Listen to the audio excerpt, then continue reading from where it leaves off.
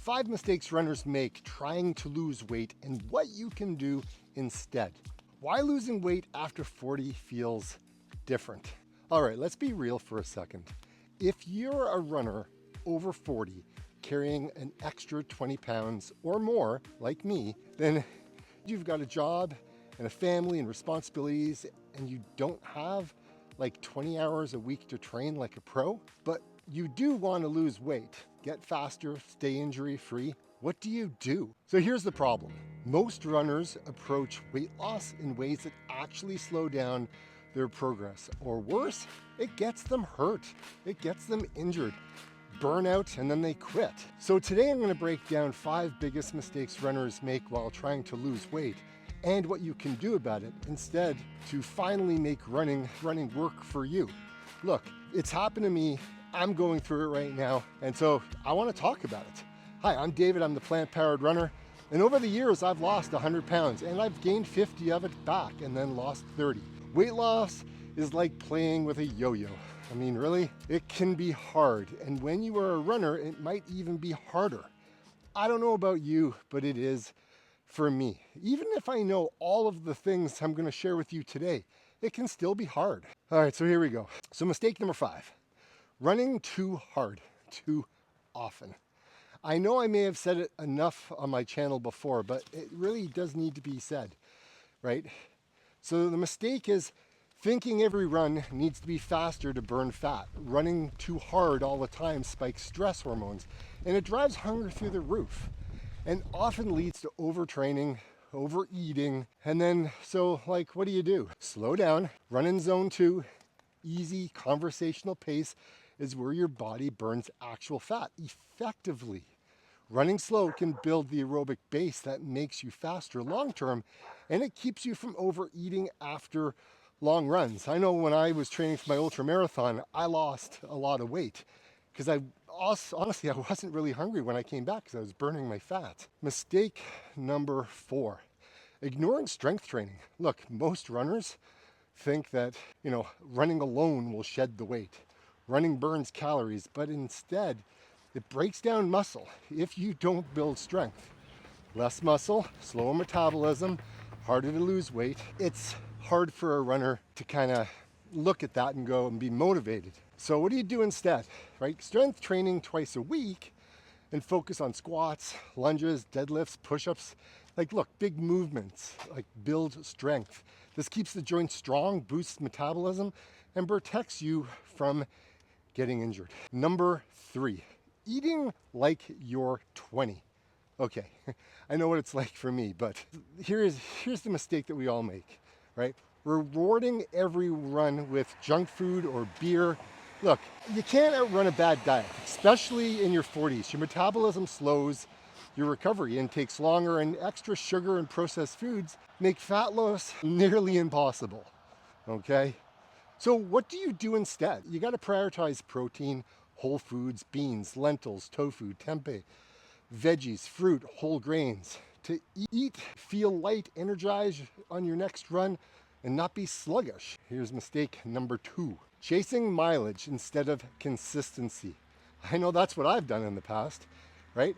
So here's the mistake that we're making. Trying to run 60 miles a week like the pros, high mileage looks great on paper, but for busy runners with jobs and families, it usually means burnout or injury.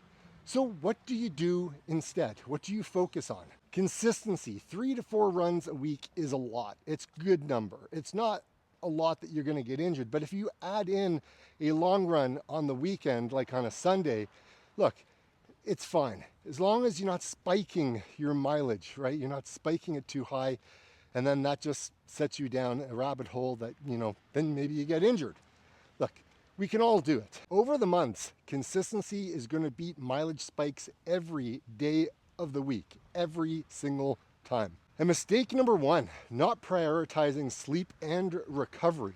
Look, here's the thing. Thinking more training equals more weight loss. Truth is, weight loss happens in recovery, and without sleep, your hunger hormones go wild and the cravings increase and the fat loss stalls. I've been there. I've done it. I got the star for that one. So what do I do instead, right? So I'm gonna aim for 7 to 8 hours of sleep. I'm gonna protect it like it's part of my training. Stretch, walk, do yoga on off days. Look, recovery is training.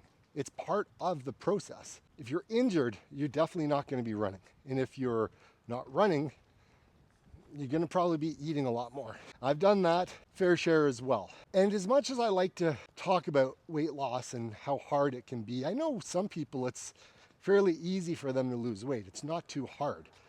But for me, it's been one of those struggles I've had for a long time.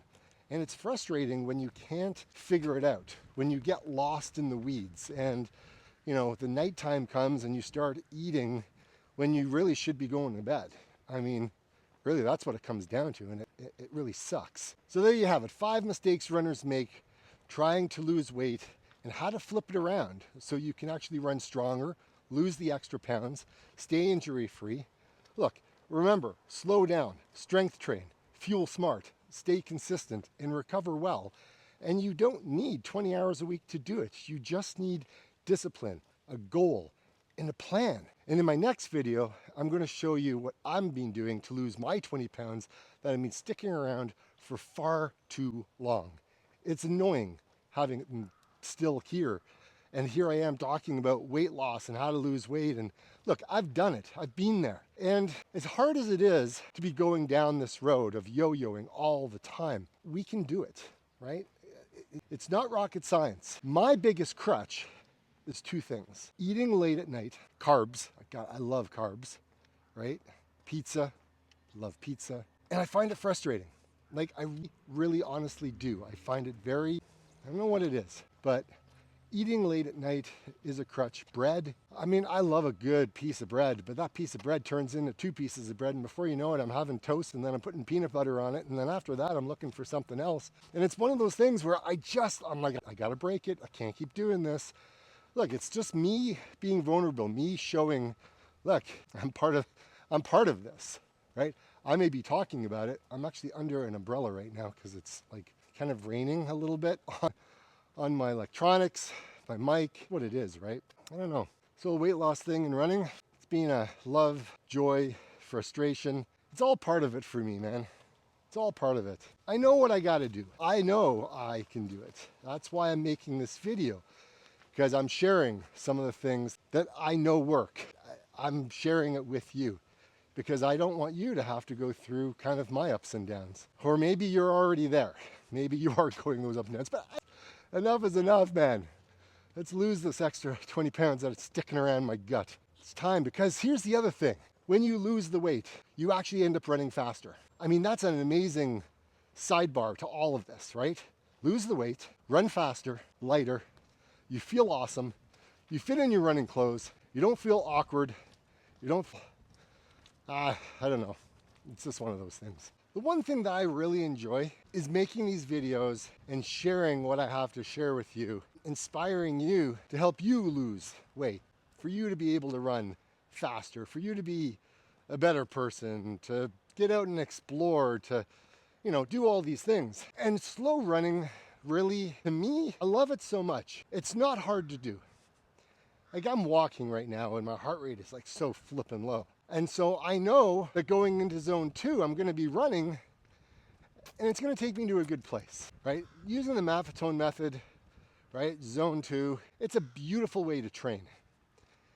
There will be times where you do have to, speed it up a little bit. I mean, if you're training to run, in certain races, because certain races require a different type of training. But for me, I just want to lose the weight. I want to stay injury free. I do want to see improvements. And by adding in some speed work, some interval training, because here's the other thing that there's going to be a lot of people that talk about slow running. It helps you lose the weight, blah. It does. It works extremely well, and you will lose a lot of weight. But I also wanted to share with you, it's not the only way to do it, right? Adding in interval training, getting your heart rate up, because here's the thing, running is amazing. It makes me feel alive. And if I want to run for years and years to come, there's changes that I have to make. And one of them is, how do I explain it? And one of them is when I've used interval training, it's like the afterburn effect that happens, right? Like you run fast and then you slow it all the way down, you run fast, you slow it all the way down, you run fast, you slow it all the way down. Before you know it, you've done your workout in 10 minutes. You've done your workout in maybe 20 minutes. And when you're going at those speeds and you're going so fast, at the end of it, that afterburn effect kicks in for the rest of the day. And then you just keep burning, like your metabolism changes. Like things just, I don't know what it is. I'm not a physiologist, I'm not a doctor, I'm not a dietitian or a nutritionist. I'm just another runner, always trying to get better, always trying to learn new things, make videos, inspire other people, and that's what I do. So I just know that afterburn effect really does kick in, and it feels flipping amazing. I know that for a fact. That was my little bonus piece that I wanted to share with you.